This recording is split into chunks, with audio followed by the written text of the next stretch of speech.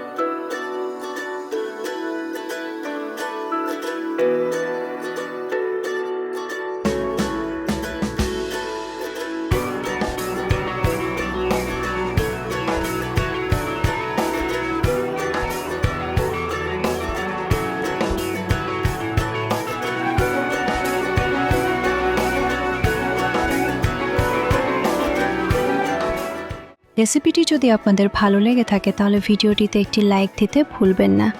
আর এমন আরও মজার ও সহজ সব রেসিপি নিয়মিত পেতে সিম্পলি আমি রেসিপিস চ্যানেলটি এখনই সাবস্ক্রাইব করে পাশে থাকা বেল আইকনটি অন করে দিন।